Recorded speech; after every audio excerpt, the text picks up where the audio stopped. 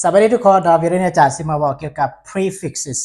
prefixes นี่เป็นคำขึ้นต้นของคำศัพท์นะเป็นคำขึ้นต้นของคำศัพท์แต่เขาเรียกว่า prefix พวกนี้จะเป็นคำศัพท์แบบจะเป็นคำที่ทุกคนควรรู้ไว้นะเพราะว่าเวลาที่เอาพวกนี้มาใส่แล้วจะมีความหมายจังใดในคำศัพท์นั้นนะโอเคนะคำตัวพวกที่หนึ่งนะหมวดที่หนึ่งเป็น im an in this im an in this แปลว่าบ่นะเวลาที่เอาคำศัพท์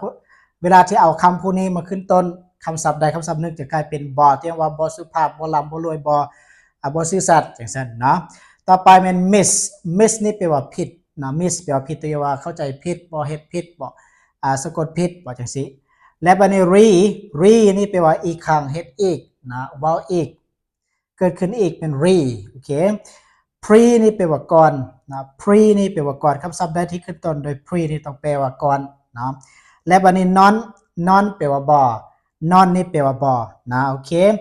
im an in this บ่ miss ผิด re อีกครั้ง pre ก่อน non บ่นะโอเคตัวนี้ให้ทุกคนจื้อนำกันนะครับคือตัวอย่างว่า impolite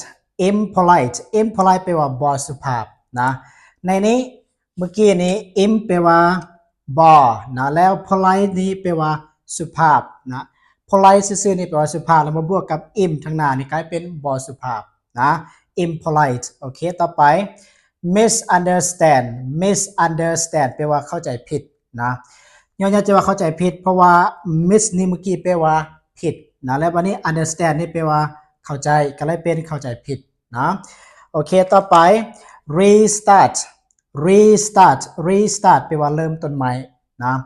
คำว่า start นี่แปลว่าเริ่มต้น re นี่แปลว่าอีกครั้งเลยว่าเริ่มต้นใหม่นะใหม่ restart กลายเป็นเริ่มต้นใหม่เริ่มต้นอีกครั้งคันสิเป็นง่ายๆเนาะต่อไปเป็น preview นี่แปลว่าเบิ่งก่อนนะ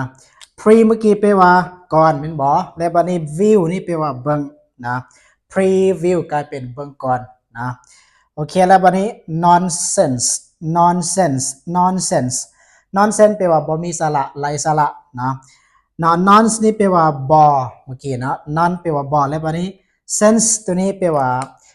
สาระนะมีสาระมีความรู้สารคดีนะแต่บัดนี้ nonsense แปลว่าบ่มีสาระบ่มีประโยชน์นะต่อไปเป็น unhappy แปลว่าบ่มีความสุขนะ unhappy แปลว่าบ่มีความสุขและบัดนี้ย้อนๆจะว่าบ่มีความสุขเพราะว่า un นี่แปลว่าบ่เมื่อกี้เนาะ in นะแปลว่าบ่กลายเป็น unhappy บ่มีความสุขนะโอเคต่อไปเป็น dishonest แปลว่าบ่ซื่อสัตย์นะคำว่า honest อยู่นี่แปลว่าซื่อสัตย์นะและบัดนี้ขึ้นต้นด้วย this เมื่อกี้แปลว่าบ่กลายเป็นบ่ซื่อสัตย์นะตัวนี้คือตัวอย่างการนำใช้ของพวก prefix เนาะนอกจากนี้ก็ยังมีลายนะครับทุกคนไปเรียนรู้เองเนาะโอเคโดยถ้าว่าเจ้าเป็นผู้นึงที่ว่ามีปัญหาในเกี่ยวกับการฝึกภาษาอังกฤษมาหลายปีแล้วก็เสียเงินมาหลายล้านเสียเวลามาหลายเติบแล้วแต่ก็ว่าภาษาอังกฤษบ่เป็นจักเทื่ออาจารย์แนะนำปึ้มตัวนี้เนาะปึ้มตัวนี้จะเป็นปึ้มศูนย์รวมเป็นภาษาอังกฤษเนาะก็คือเรียนแล้วก็ใส่ได้เลยเนาะอาจารย์เฮ็ดตั้งแต่พื้นฐานจนฮอดระดับสูงเนาะหมายความว่าเรียนตั้งแต่ศูนย์จนว่าได้นะเว้าตั้งแต่ศูนย์จนว่าได้จนสามารถเฮ็ดเวียกได้ในหน้าเวียกก็จะมีโรงเรียนร้านอาหารการค้าขายอยู่ร้านแล้วก็อยู่โรงแรมเนาะแล้วก็อยู่สนามบิน